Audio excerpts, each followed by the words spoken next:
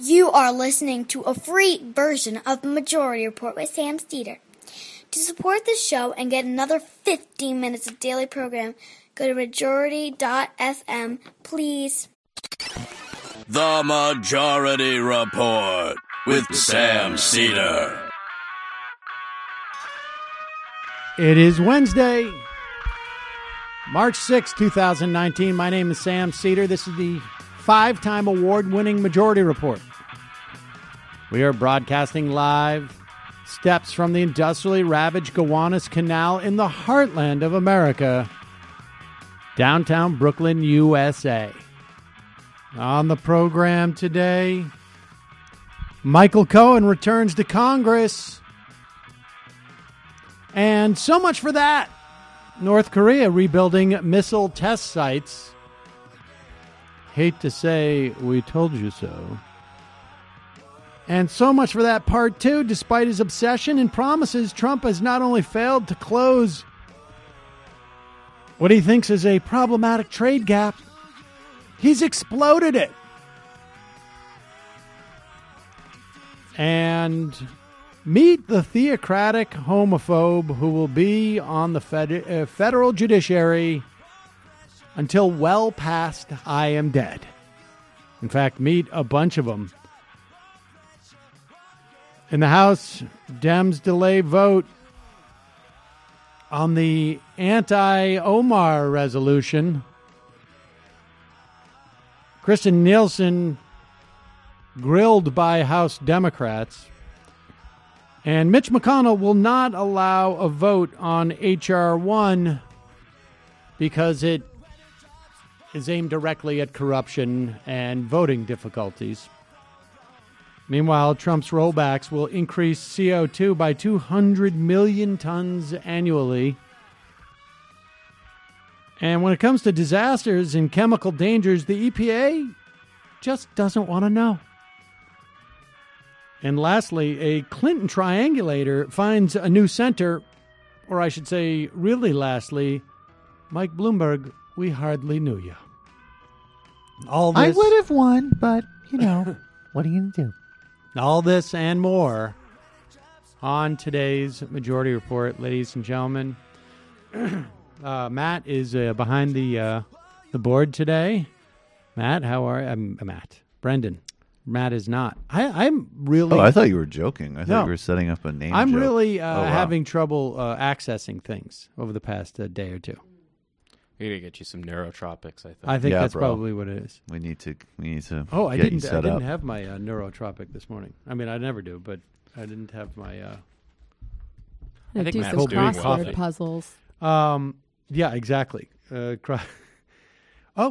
Benjamin was actually... doing neurotropics? No, the answer to the New York Times crossword puzzle over the weekend. Whoa. That's pretty He nuts. has arrived. Right? That's pretty crazy. That's pretty I look up there. forward to explaining who he is to my grandparents. Well, if they they do don't it every know, day. then they could not get it. All right, let's first start with this. As we speak, Kristen Nielsen is lying to Congress. And this is really pretty shocking how, we have a couple of clips. It's ongoing. But one of the things that she's complaining about is that and I don't know exactly how this is, but one of the problems, apparently, according to her, is that there's so many migrants coming that it's unfair to them to be able to look at their asylum claims. As opposed to we just have specifically degraded the apparatus to A, look at their asylum claims, B, we have narrowed the ability for them to claim asylum in a myriad of ways. That's not the problem. The problem is there's just too much demand, and it's unfair to the demanders. Here she is. I don't know what you would call this. Just a performance. To your knowledge, are you aware of family members who've been separated from their children and deported back to a country without their children? Yes, sir. Can you provide this committee with a list of those individuals? I'm happy to do that with the one caveat that, as you know, that's part of ongoing litigation in Miss L, and as long as there's no privacy concerns from the court, of course, we're happy to provide that. A lot of the information is in the Miss L court with respect to each migrant. I would also just note that, consistent with longstanding practice in the law, before we deport any alien after they have gone through the process and receive a final order of removal, we do ask them if they would like to take their children with them. At that same time, their consulate or embassy, for purposes of issuing them travel papers, also asks them, would you like to be removed with your children as you're removed?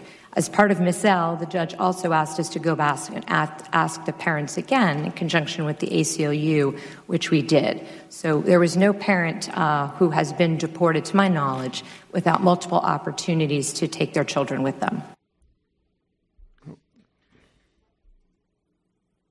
I don't think so. There you go. Yeah, to her knowledge, all those stories you're hearing about that are all fraudulent, to her knowledge. They've all been asked. Really disgusting. The only thing that is in any way, the only thing that gives me any solace is the dry mouth that she has. Makes me indicate at least that she knows deep inside her that she is full of it. Let's just look at the first of the protests. There were young people who were there in a silent protest who ended up getting led out. Including very small children. Here it is. Here, there, you can see.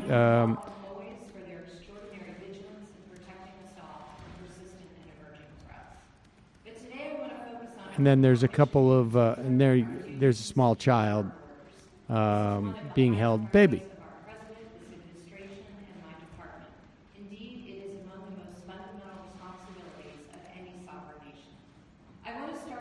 And they are here as part of, while she's testifying, and they're being, I guess, ushered out of the room at this point. So some sense that at least there are people who are protesting this. And this is, of course, the Government Accountability or Government Oversight Committee in the House. And you know what that means. The Republicans have brought out their A-team. Here is what's his name? Cal Higgins? Is that it? Clay Higgins. Let's start with Clay Higgins, and then just sort of like, if you can, just shove him out of the way so that we can So here, put him up there. And this is Clay Higgins. He's from Tennessee. He's the one who couldn't quite follow the idea in the Cohen hearings that Cohen was looking through his boxes of evidence to pull stuff for the committee hearing, but it was boxes of evidence that had been collected by the FBI, had been sorted through by the FBI to determine what they wanted and what they were going to record, and then given back to him. Higgins kept saying over and over again, shouldn't investigators have this material? And Cohen kept trying to explain, no, they've had it, and they gave it back because they've already done their investigations. Apparently Higgins himself was in law enforcement and was not aware of this dynamic. But here he is. I believe that. Talking, yes, I do too. I believe there's nothing that Higgins says that I find beyond belief. Here is Higgins talking about the desperate migrants coming to the border, families, children. I heard that story the other day of police officers in El Salvador escaping the country because they were afraid. And here's Higgins explaining what this dynamic really is. Let me just put this in context for the American people. Perhaps the most famous invasion in the history of the world, D-Day. 73,000 American troops. Let's pop this baby up there. Landed in the D-Day invasion. We have 76,103, according to my numbers, apprehensions along our southern border last month. We have D-Day every month on our southern border. Just to put this in context for America, yes, physical barriers work, enhanced technology works. Let me just put this in context for the American people. Perhaps the most famous invasion in the history of the world, D-Day. 73,000 American troops landed in the D-Day invasion. Okay. We That's have we've seen enough there. 26,103 according. There it is. Higgins providing us context. What's happening with these families that are walking up to the border hoping to get asylum is just like D-Day. That's the context that he wants there. It's like an invasion of tens of thousands of armed troops. Just sheer insanity that's going on with these Republicans and the border at this point. Armed with dangerous workaholism, perhaps. Right, exactly. They're coming with the most violent aspirations of their children of getting an education and working hard for their future. They even have SAT prep books that they have translated into Spanish. I mean, this is like D-Day. Just like D-Day. Just like D-Day. In the same way that we want to make America just like Venezuela, people seeking refuge, just like D-Day. Just like D-Day. Folks, reminder, one of the most important things we do for our health every day is brushing our teeth, yet most of us don't do it properly. Quip is a better electric toothbrush created by dentists and designers. Quip was designed to make brushing your teeth more simple, affordable, and even enjoyable. It has sensitive sonic vibrations. It's gentle on your sensitive gums. And the built-in 2-minute timer pulses every 30 seconds to remind you when you switch sides, guide you to a full and even clean. And here's the best part, in my estimation. Quip does not require a clunky charger. It can fit basically in your toothbrush holder on your sink. So you don't have the thing that's going to knock over and fall on the floor, and then your toothbrush is going to be dirty. The whole point, that happened. I'm so telling gross. you, been there. Gross. Keep it clean with Quip. That is my favorite part about the Quip, is that it's basically like a normal toothbrush, except for it's an electric. And electric toothbrushes, ones that have these pulses, are far more effective. And the whole point is you use them. In fact, and this isn't in the copy, but I just noticed that they have kids version now. So guess who's gonna get one? Both not me. Of your kids? Yes, both my kids. But I mean, they've been using a regular size. But now, Saul in particular, going to get him a little small one. It's going to be it's for his birthday. Aw, Solly. That's why I love Quip and why they're backed by over 20,000 dental professionals. Quip starts at just $25. And if you go to getquip.com/majority right now, you get your first refill pack for free with a Quip electric toothbrush. Every 3 months, I should say, they send you a new brush head and a new battery and a new little thing of toothpaste, too. That's your first refill pack free at getquip.com/majority. Also, support for today's show comes from Third Love. Third Love uses data points generated by millions of women who have taken their Fit Finder quiz to design bras with breast size and shape in mind. The results, a perfect fit and a premium feel. All you got to do is you simply answer a few questions to find your perfect fit within 60 seconds. Then, once you receive your bra, you can wear it, you can wash it, you can put it to the test for 60 days. And if you don't love it, you return it, and Third Love will wash it and donate it to a woman in need. It's all part of their 100% fit guarantee. This is hands down the most comfortable bra you'll own. It has straps that won't slip, tagless labels, and lightweight, super thin memory foam cups. They even have a line of incredibly soft and breathable cotton bras. I am not a bra wearer, but our official Majority Report bra wearer says, I like they don't have a zillion options. It's easy to choose something quickly. The fit is great. I usually have to return most bras I order online, even though they're in my size. I ordered 2, both fit. That almost never happens. Super comfortable for an everyday bra, but not as boring as most t-shirt bras. Subtle, cute details, so I don't feel basic. Third Love knows there's a perfect bra for everyone. So right now they're offering my listeners 15% off your first order. Go to thirdlove.com/majority now to find your perfect fitting bra. Get 15% off your first purchase. That's Third Love. Spell it out. THIRD love.com/majority for 15% off today. So check those out. I should also say, before we move on to some other stuff I want to talk about, what's going on with Ilhan Omar, because this is just a real crap show. Despicable, disgusting. It's also just like politically shooting. The Democrats are shooting themselves in the foot. But before I do, yesterday was my sister's birthday, and tomorrow is my son's birthday, and I won't be here tomorrow. And so happy birthday to Julie, and happy birthday to Saul. Saul is turning 6. Wow. That's amazing. A lot of Pisces in your family, huh? I had no idea. Is that right? I mean, I'm a Pisces, and my birthday is March 9th, so I assume they are as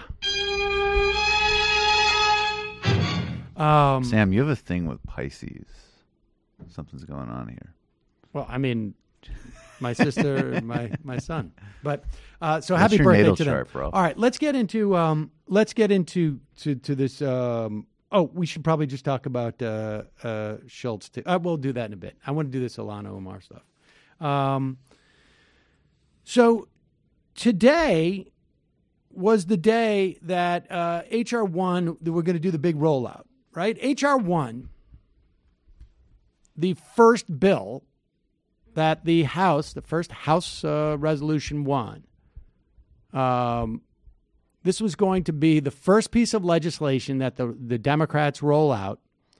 This involves all sorts of voting reforms, motor voter registration, campaign finance, matching funds, anti-corruption measures.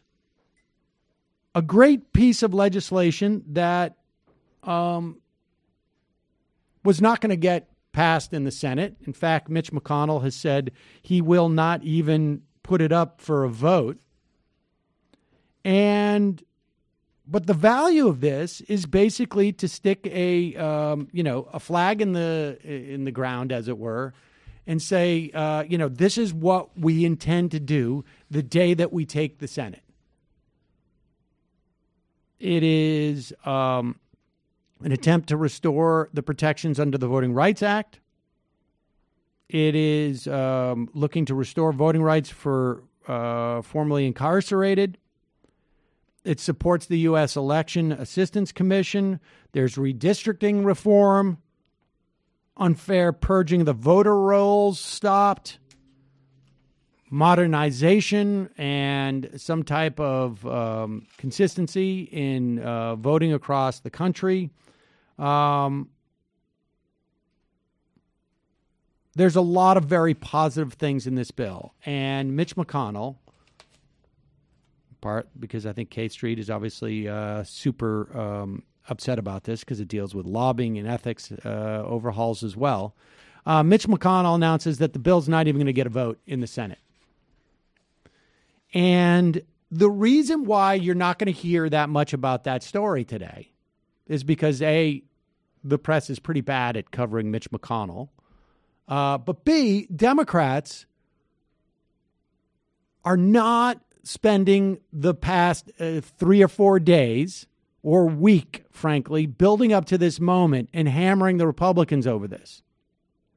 They're not gaining the advantage of publicizing how Republicans want to suppress the vote. The part of this bill also makes it a federal holiday for federal workers so that they can go vote. This voting reforms should have been a marquee package. That's all that we should be hearing about, particularly in the past couple of days. It's been a slow news days. However, they're not, because the Democratic leadership buckled, maybe buckled is the wrong word, but has been insistent upon writing up a censure bill, essentially, to censure Ilhan Omar because of statements that she didn't even make or statements that they have mischaracterized. And we touched on this the other day, and I wasn't going to bring it up again, but we got an email addressed to us in response to the thing that we talked about with Barry Weiss, who was commenting on this on The View. Okay? And put Barry Weiss aside, all right? She is... Gladly. But honestly... She is my black swan, and I do not like her. Right. Put her aside, because she's really a sideshow to this. This emailer writes that he agrees with us that claiming that criticism of Israel, much like criticism of France, cannot be considered inherently anti-Semitic. On this, I agree with you entirely. The problem with this offering, the emailer writes, offering this as a response is that on not one of these three occasions that Ilhan Omar has been publicly censured for alleged anti-Semitism has she criticized a specific policy or conduct of the Israeli government. Instead of delving into the actual detail of where U.S. policy has gone wrong vis-a-vis the Israeli-Palestinian conflict, she chooses instead to peddle in anti-Semitic tropes about Israel supporters in the U.S., be it invoking the image of Jewish money being nefariously used to control American politics with her AIPAC statements, or accusing Israel supporters of dual allegiances or dual loyalty. I want you to note those two, everything that's been said there. The emailer writes, to be clear, it's possible to level legitimate criticism of the Israel lobby without falling into anti-Semitic thinking. However, that requires understanding the Israel lobby for what it really is, which is a loosely connected, often competing group of organizations across which wide ranges of spectrum of opinion on what Israel ought to be doing, what the U.S. policy towards Israel ought to be. It requires actual specific issues with what these organizations do, then rather than attempting to delegitimize support for Israel as reasonable in a democracy. He goes on to say, if you actively criticize AIPAC, you'd have no disagreement from people like me or Barry Weiss. Well, put aside Barry Weiss because I think you're wrong about that. But totally wrong. But that's not the point. Her dad's in AIPAC. Like I say, I don't want to get caught up in that. In summary on this specific point, while criticism of Israel is by no means inherently anti-Semitic, full disclosure, I've actually been to the West Bank and participated in activism with the goal of ending the occupation. That doesn't mean it can never be.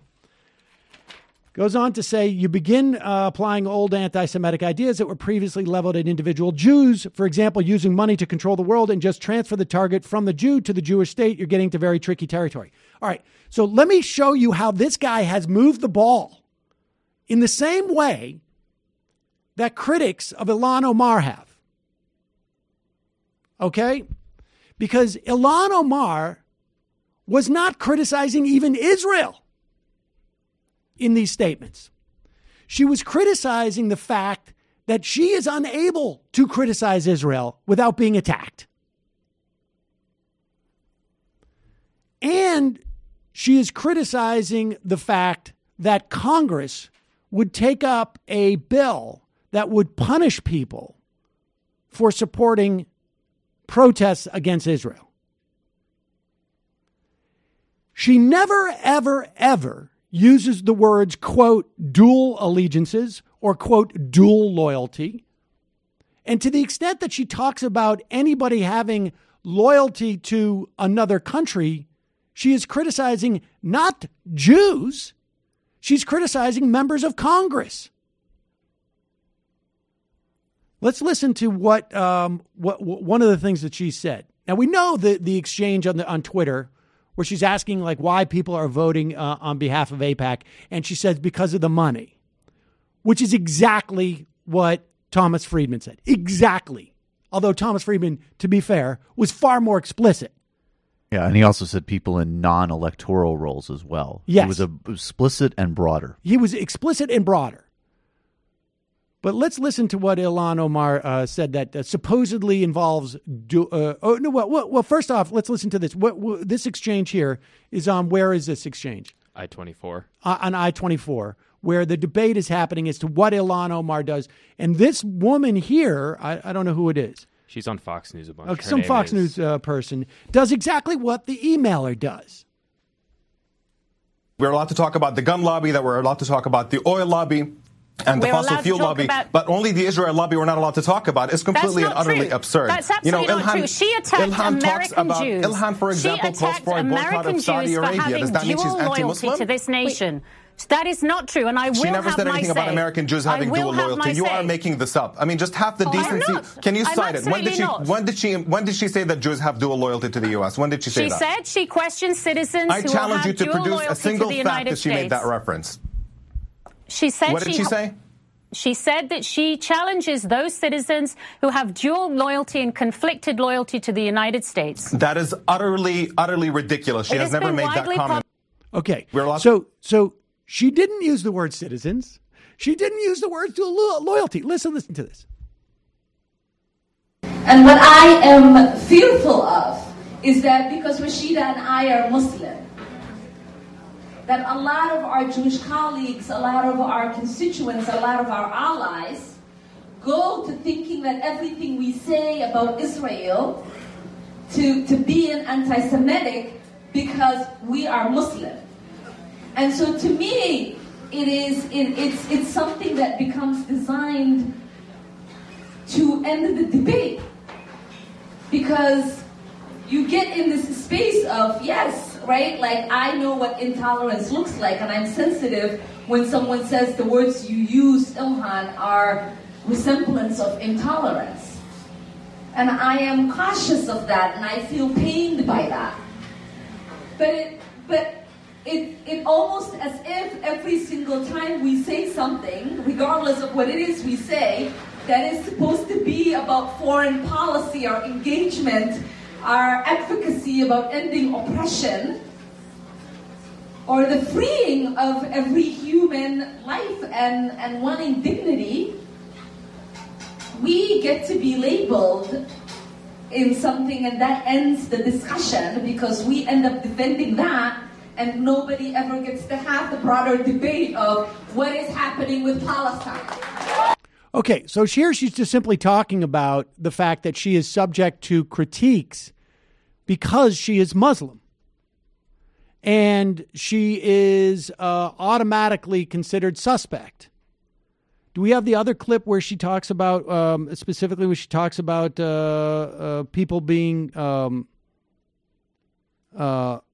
loyal to the other country? I don't think she said that in there, did she? I think my understanding is that that's the clip that they're extrapolating that from. She doesn't say about another loyalty, does she?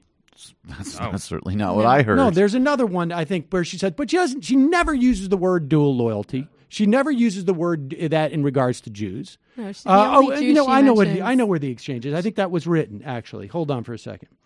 Paul Waldman has written very well about this, actually. And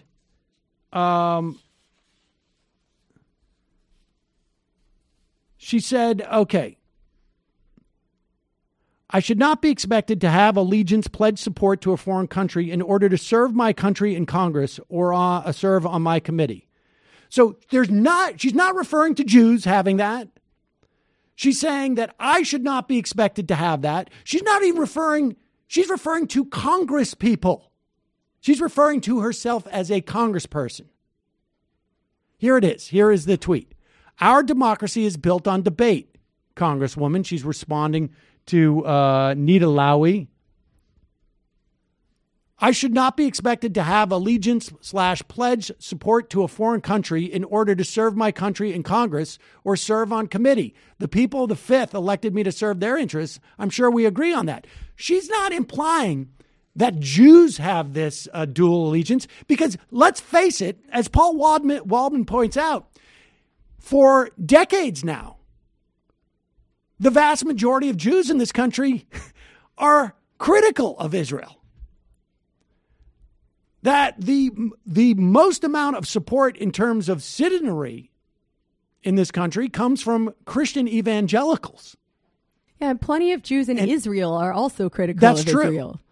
But in the context of Americans, she's not even talking about actual citizens or average citizens. She's talking about Congress people. And when she talks about signing a pledge, how many people listening to me now, and this emailer who has emailed me, it's from Britain, are aware that in half the states in this country, you must sign a pledge if you are getting a contract with the state that you will not participate in a protest against Israel.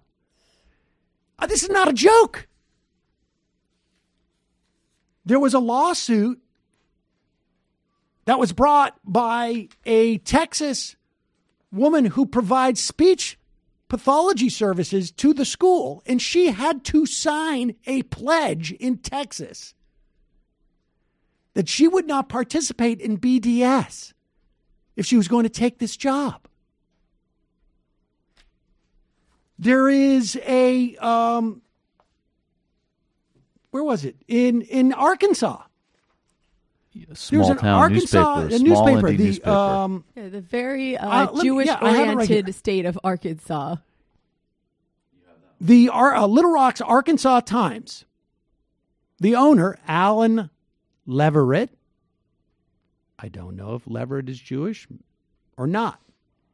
But the University of Arkansas Pulaski Technical College would not advertise in the Arkansas Times unless Leverett signed a pledge that his business does not boycott Israel.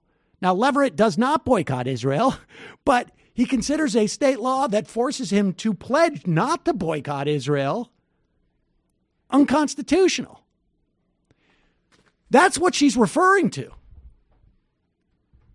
And we mentioned that the Democrats are shooting themselves in the foot because they're not talking about H.R. 1 this week. Well, S.R. 1 was a bill brought up in the Senate to federalize this ban so that it's not just the 27 states, it is the entire country. You cannot have a contract with the federal government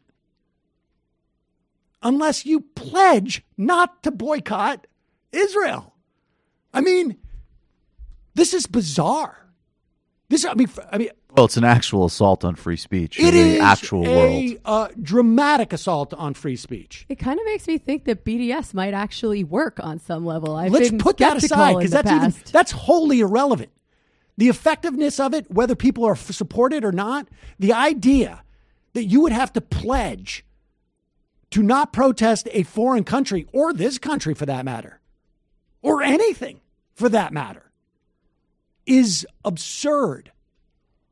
And when she calls that out, she is smeared as saying that Jews have a dual loyalty to their country. No, she's saying I shouldn't be forced as a member of Congress. And frankly, none of the citizens in the country should be forced to pledge allegiance to not protesting against Israel. I mean, regardless of whether you think there is a comparison or not with South Africa, the idea that people would have been, that you could not do business with the federal or state government if you protested against South Africa 30 some odd years ago would be laughed out of the room, particularly by Democrats. So at the expense of a marquee bill, the Democrats decided to bring up this, essentially to codify this smear against one of their, frankly, rising stars. And it's incredibly disingenuous. And I will add this, that I took this critique from this email, even though it was doing exactly what the smear is. She never says dual allegiances, quote, unquote. She never says dual loyalty, quote, unquote. She never's talking about Jews. She's talking about Congress people and herself being expected to do this. She doesn't talk about Jews whatsoever. In fact, Jews, that smear of Jews that they had dual loyalty is silly in the context of modern America, because 75% of Jews in this country critique Israel. And beyond that, I will say, I'm going pretty far down the road by taking this seriously, because it was just reported 3 days ago, maybe it was last week, that former Mossad agents form private security firms that harass people who support BDS. And I can tell you from my own experience, and harass. Yep. Yeah, I can tell you from my own experience that in 2004, when Janine and I would critique Israel on the original Majority Report on Air America, the next day, we were contacted by the Israeli embassy. And we're basically told, we're going to send, I think it was Pincus at the time was the ambassador. We had the ambassador on a couple of times. So this type of stuff, and I said it yesterday and I will repeat it again, this is the greatest existential threat to Israel, in my opinion, because the days of pretending that Israel is not problematic and ignoring it and doing stuff like this is going to isolate Israel. It may take 5 or 10 years, but the tide has turned, and largely because of the actions of Israel. And I would say because of the right in this country. Because if you stifle debate in this way, you're doing a disservice to Israel. And I say this as someone who is a supporter of Israel. You're doing a disservice to Israel. You're basically saying like, you know what? They've had a lot to drink, but you just don't, just let them drive. Let them drive. That's basically what's happening. I also can I broaden it a bit? Yeah. Everything is 100% on point, but I think that also, in addition to her courage on Israel, and also, by the way, this is ridiculous to have to do, but this is somebody who said it as an example that the Hajj should be boycotted because of what's happening in Saudi Arabia, which is an extraordinary position of a Muslim to hold. She's also been obviously opposed to a coup in Venezuela, and what she did to Elliot Abrams seriously pissed a lot of people off. And I think the real dangerous play here, and this is, I'll bring Barry Weiss up, not to bring her up, but Barry Weiss in that clip yesterday said she's on the Foreign Relations Committee. And Steve Scalise, David Duke, without the baggage, which I know we'll get to, is getting at this as well. So in addition to the disgusting, craven display of Democratic leadership to even consider throwing her under the bus like this, and also just the pure disingenuousness. Like I said a couple of weeks ago, is the only quarter that I would give on this is like, if somebody had a genuine concern about this, you could easily have this conversation with her privately, which frankly I think in general is a better thing to do with allies, period, across the board with regards to these things. But the real aim here is to get her off of the Foreign Relations Committee because she represents more broadly a courageous and different voice. Right, yeah. And not just in regards to Israel. That's what I'm saying. That's what I just said. Latin America, Saudi Arabia, across the board. I mean, she is somebody saying something different here. And then you add this to the context of the levels of incitement in this country, where simultaneously you're completely underplaying the fact that, as an example, there was a terrorist attack against Jews a couple of months ago by a deranged right-winger. And I don't even want to put out into the atmosphere, God knows the types of threats that Ilhan Omar is facing. And leaders in her party are not unequivocally condemning it and protecting her as both a political threat, maybe even a physical threat. And I have to say, like, I did this more last night, but I'll just do one sentence. Like, AOC is prevaricating, and there's no room for prevarication. She needs complete, utter, no BS protection. This is disgusting and dangerous. Yeah, I totally agree on that. She needs to stand up for her colleague and comrade.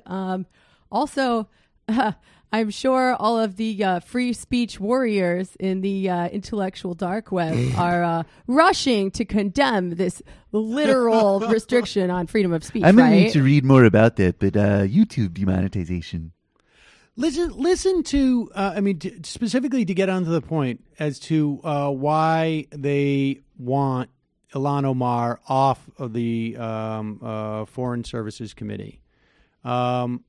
Here is a guy who literally introduced himself to a some type of Elks Club. I can't remember exactly what the context was when he was out running for election the first time as David Duke without the baggage.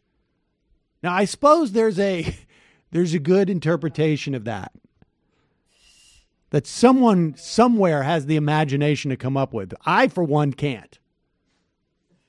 Maybe there was other things that David Duke was involved in. Was it like financial chicanery, Steve, maybe? Yeah, I don't know, being on an all-meat diet. Right. But here is Steve Scalise. This is the height of disingenuousness, but I don't, this I expect.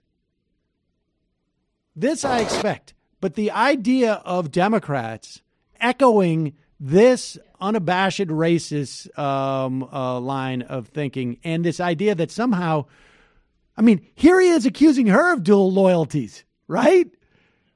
And go ahead.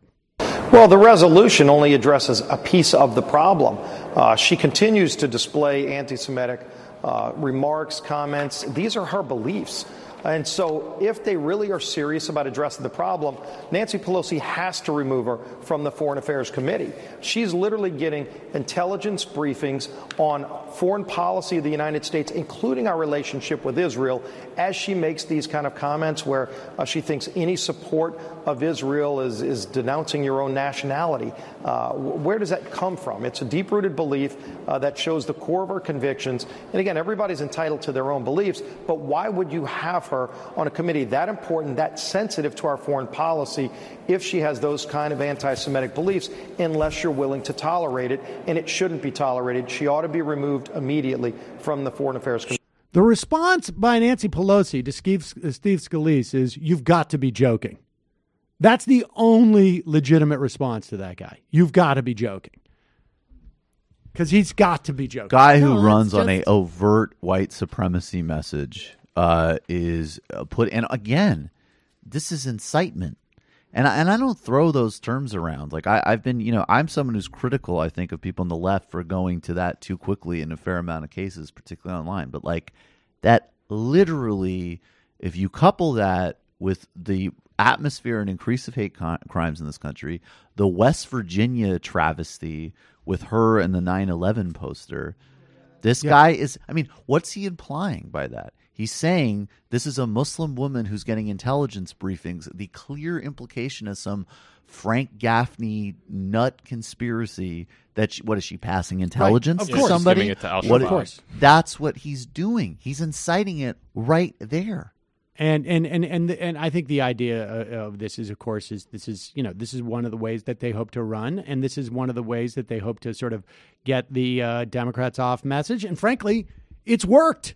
And Nancy Pelosi should get a grip and, frankly, censure those members of her caucus who go out and smear a fellow member of the caucus.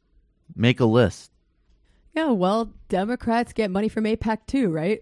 Yeah, and I don't think it's just definitely. Yeah, absolutely. And like Bernie and AOC need to be brave in this instance, like they are in other ones, and they're kind of disappointing me right now. Bernie's been better on this, frankly.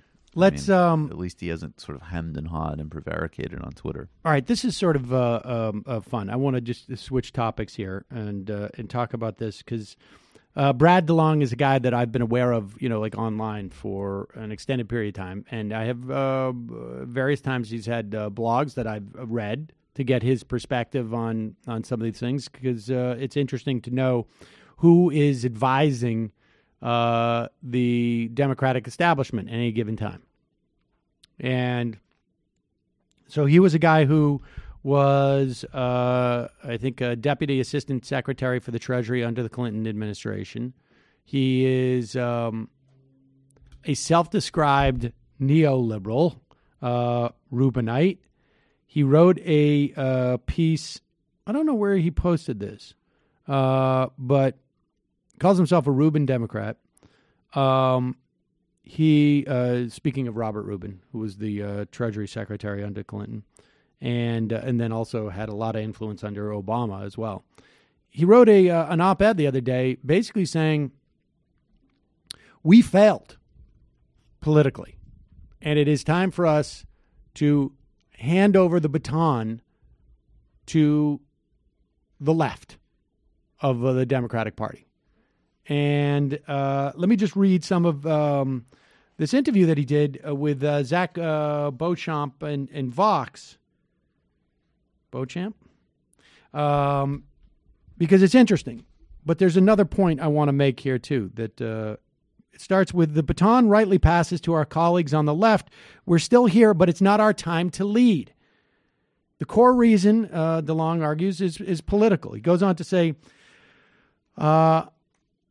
when asked what movement he identifies with, it's I would say it's largely neoliberal, market-oriented, and market regulation and tuning aimed at social democratic ends. Rubin Democrats believe you should prioritize economic growth.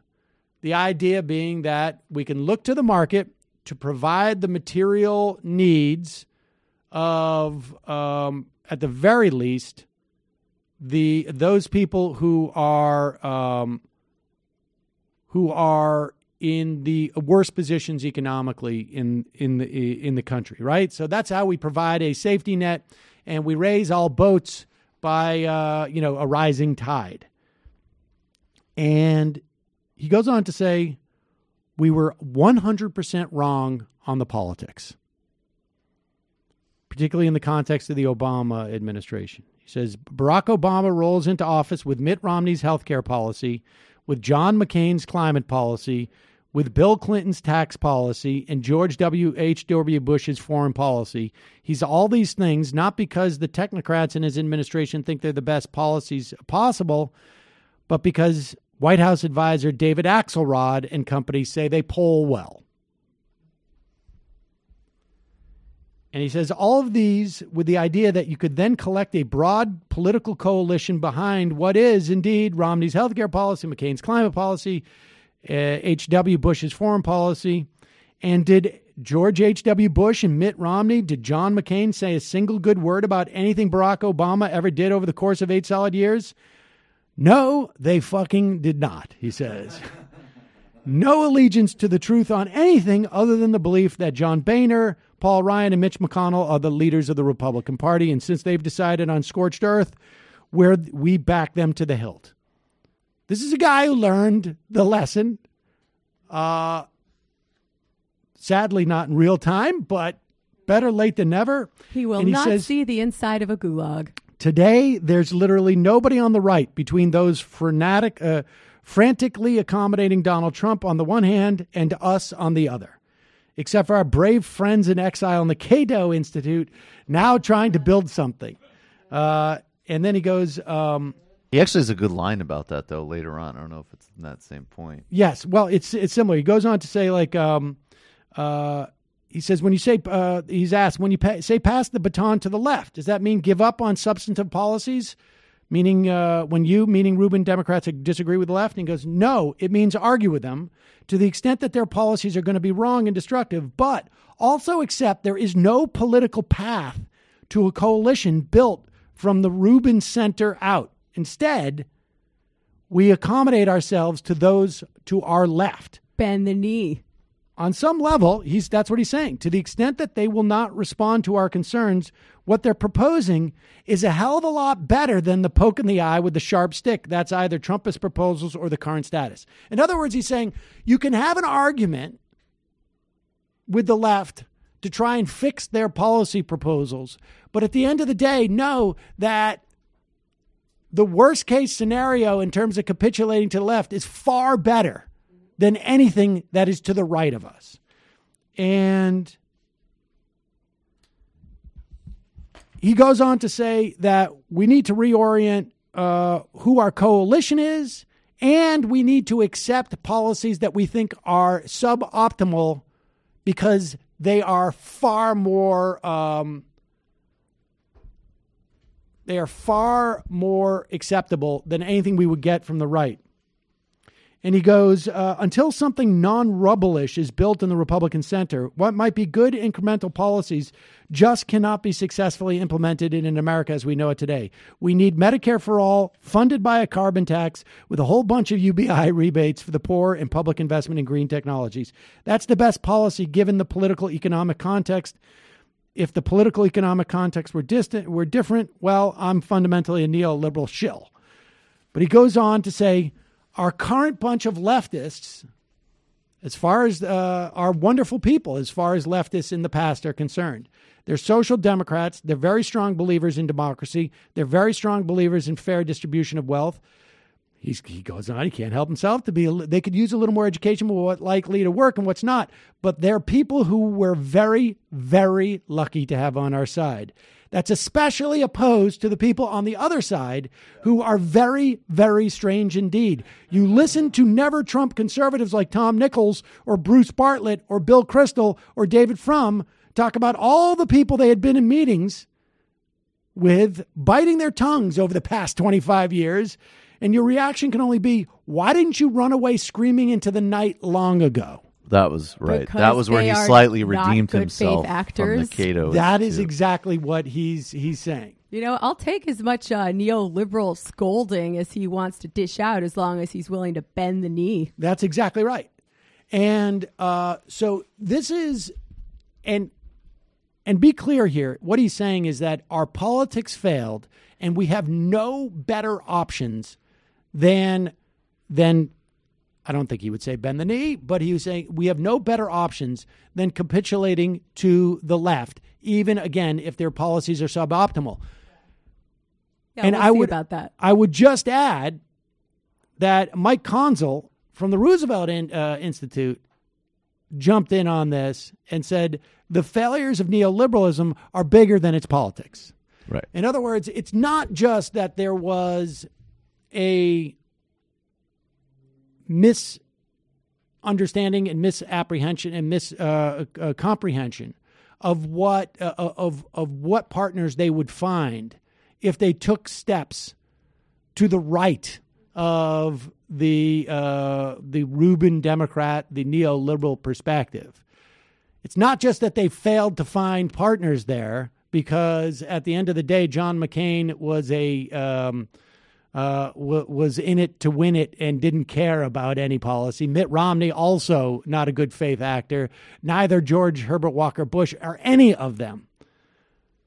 It's also because their policies failed. And Conzel lays it out like this. He says there are two basic premises of the neoliberal policies. One is that these policies would create more growth so that, yes, inequality might increase, but so would wages. So economic growth first, redistribution and beefing up the safety net second. And he says the other premise of neoliberal policies was if we get government out of corporations' way, the market would become more dynamic and competitive and innovative. And he goes on to say that the first premise, that neoliberal policies would create more growth, and this in turn all boats would rise, was a total failure. The positive effects, he says, Conzel says, of more inequality never happened. Starting in 1980, the growth rate of the economy slowed. While the economy grew at 3.9% from 1950 to 1980, since 1980, it's only grown at a rate of 2.6. And more problematic is the rate of increase of relative mobility. The rate at which people would rise up and down the economic ladder flattened compared to that same period, the Great Compression, as they call it. And he said, worse, absolute income mobility, whether you're better off than your parents, has also fallen. So the idea that neoliberalism would create more growth and that this growth would provide more opportunities, even if there was more inequality, every aspect of that fell apart. It didn't create more growth, and it certainly created far less opportunity. And that was the core. I mean, when people like Peter Mandelson and New Labor said that we're intensely relaxed about the rich getting super rich, but it was always followed by, as long as everything's going up, as long as we're cutting poverty, as long as we're improving living standards, then the oligarchs can go to the top. The second was that if you take the shackles off of business, they would innovate and grow out of social problems. So there was relaxation of antitrust enforcement because it would lead to more competition, right? We've talked about this. Talked about the Bork school of antitrust taking over in the 80s. Unions would no longer get in the way of business. An unleashed financial sector would fund and lead the entire enterprise, right? All the innovation. Right. The idea of market power concentration was seen as a laughable concept stacked against the disciplining power of the markets themselves. Well, the story of the financial sector is quite obvious, but he also goes on to say there are two broader things that happen alongside it. First, at the level of individual firms, is that firm dynamism has fallen dramatically. The rate of business startups has fallen. In turn, this has shifted the age curve of businesses further out, with firms over 11 years accounting for 70% of the workers in 2000, but 75% of the workers in 2014. This is where jobs are created when new firms are created. And I also just want to remind people that this kind of policy has not in practice been a truly free market policy. Like, they have made many laws and measures to sort of tinker with the market and prop it up, which is not generally what you associate with neoliberalism, but is a very important part. Yes, but I think the regulations that are in there are targeted. He's talking about the broad perspective of neoliberalism, which is basically get out of the way of antitrust being the biggest single roadblock to competition and dynamism in the markets, and none of that worked out. You had a decrease in the number of firms that are created, a decrease in the number of jobs that are created. You had less labor market mobility. The politics of neoliberalism have failed, but so too have the policies failed. And it's probably the case on some level that they're related, although that's probably another post at one point. But it's interesting to see when you have folks like Brad DeLong stepping up and basically saying, let's give up the ghost. There is real value to this. There is real value to this because it makes it that much harder, never mind for Howard Schultz, but it makes it that much harder for those on the right of the Democratic Party. What is Joe Biden going to say now? There was a story by Zach Carter about Joe Biden's being one of the Democratic architects of this new era of antitrust that has been so disastrous. Fighting Ted Kennedy on this 30 years ago. But even for folks like Booker and Harris and Klobuchar and others, I mean, there's probably about Gillibrand. Hickenlooper. Certainly Hickenlooper. But for these folks to lose the cover of intellectuals in that movement,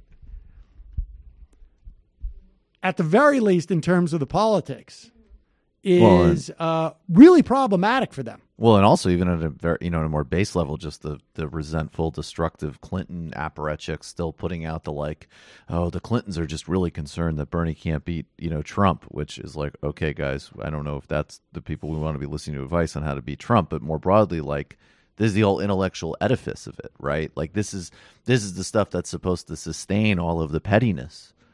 These are the actual arguments that are evaporating. To be fair from his perspective, I should say to be fair, but to be clear-eyed about this, were I him and I was worried about a Bernie candidacy, I would be telling Booker and Harris, you got to position yourself to as far left as you can get right now. Oh, definitely. Of course. Because he's not out there saying Bernie's the true. Oh, no. He's definitely not saying that. I'm not putting that onto him at all. I just think that, particularly, well, I mean, you're right. It's actually, in some ways. But this is the dynamic we want, This right? is exactly the dynamic we They're want. out there with pitchforks. Right. So you guys better be doing something inside here to keep them and at it bay. vindicates the left argument, and then it gives another example for the center of how they want to play it. And obviously people like Kamala Harris have a bit more room. I think the thing with Biden is they're just, how could he possibly pivot? Because that Czar Carter piece is so good. I mean,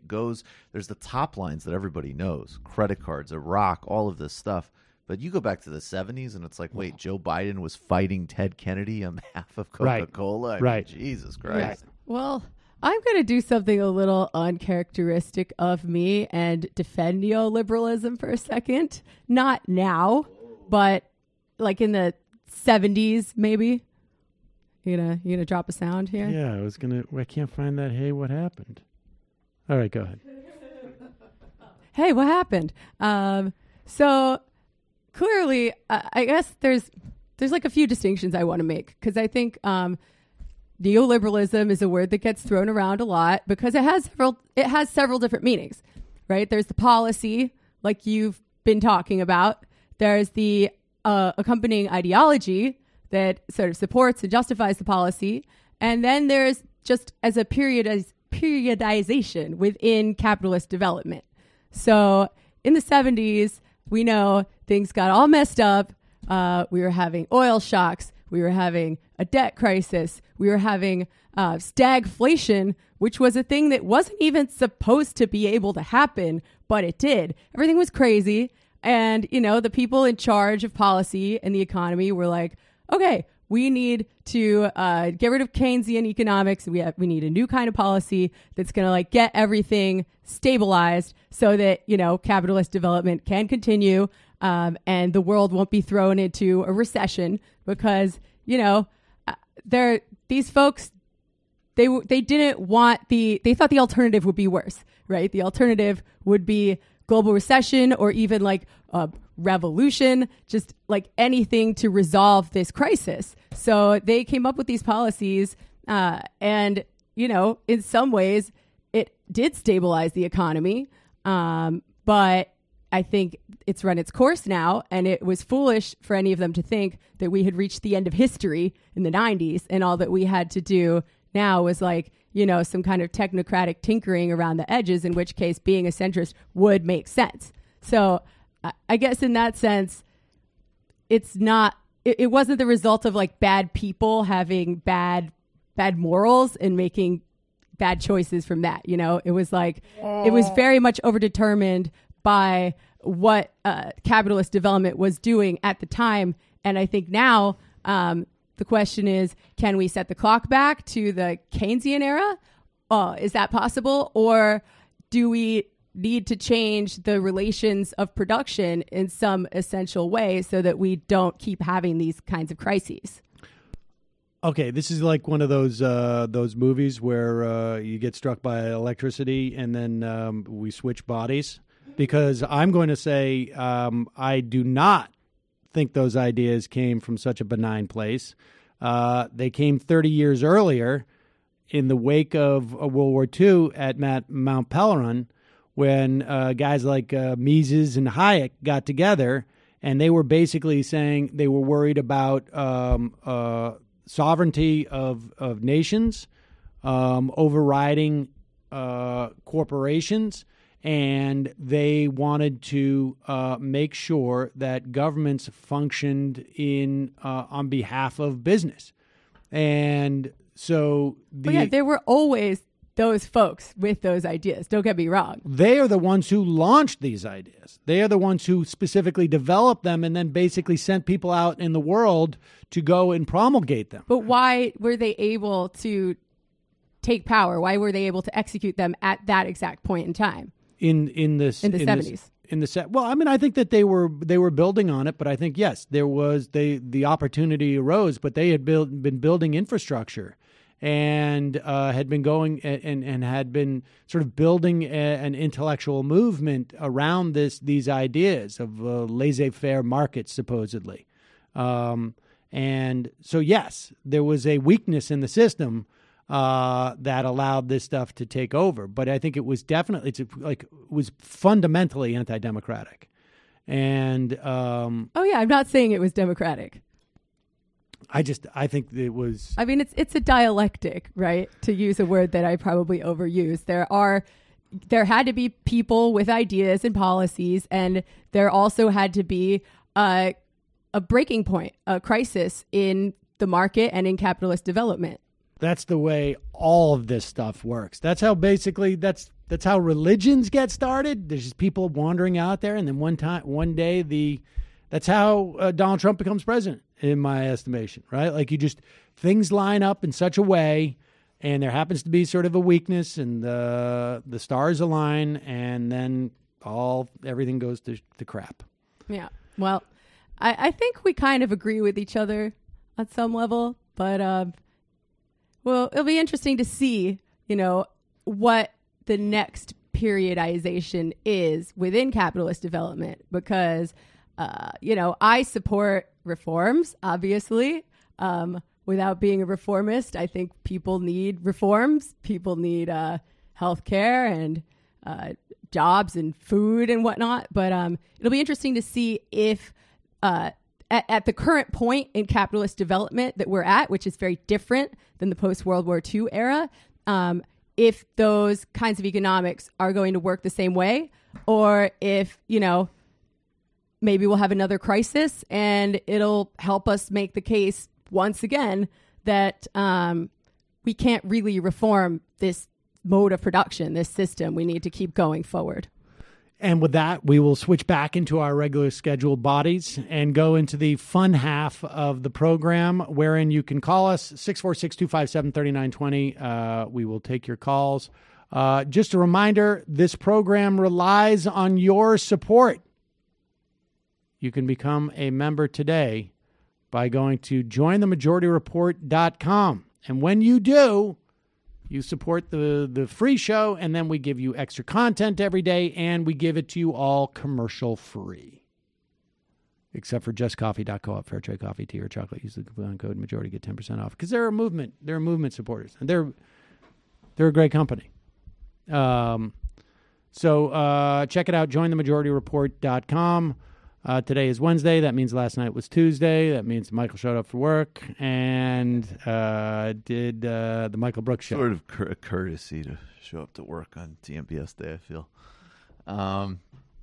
Ben Burgess joined us. We talked about logic for the left. We did a clinic on deconstructing basically right-wing arguments and what actual logic is. David Hume and the distinction between is and ought. It was fascinating stuff. And then commentary connecting the Bernie Sanders launch with Lula's temporary release to go to his grandson's funeral, and these two social democratic icons, one a front runner, the other a political prisoner. And then we stood with Ilhan Omar and had a very save some packed, for the show, will you? Dude, this is like less than a fourth of it. A packed post game. Patreon.com/TMBS. Get the whole thing this Sunday, an illicit history of Caribbean debt. And also tickets to the LA Live show at the homepage with Ana Kasparian, Big Waz, and Nando Vila. Jamie, do you want to do your show now, too? And then in the 30-minute block... Hello and welcome to the Antifada, where unrest is best. So, yes, this week on the Antifada, are you a nerd like us? Do you read stories about robots in space while also pondering a socialist future? Well, do we have an interview for you? Fellow science fiction fanatic Will Menaker of Chapo Trap House joins Sean and Jamie, that's me, for an extended discussion with one of our favorite utopian futurists, Kim Stanley Robinson. Holy shit. Come for the revolutionary potentialities of the post-capitalist imaginary and stay for the psychedelic polyamory. And Matt's not here, but check out Literary Hangover. Do you want to do a pitch, Brendan? I think is it still Wakefield with Nathaniel Hawthorne and Henry James on Hawthorne as well? Some of these sources include Dan McCall on Henry James's Hawthorne in the New England Review from 1997, and Henry James's Hawthorne by Matthew Peters from the Cambridge Quarterly in 2013, a little more recent. Jesus. It's an early, All right. about polyamory. Quick break. Fun half. See you there. You are in for it. All right, folks. 646-257-3920. See you in the fun half. Are you ready?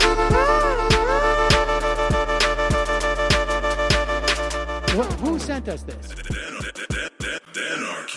Alpha males are back. Boy is back. And the alpha males are back. Just as delicious as you could imagine. The alpha males are back. Boy is back. And the alpha males are back. Just wanna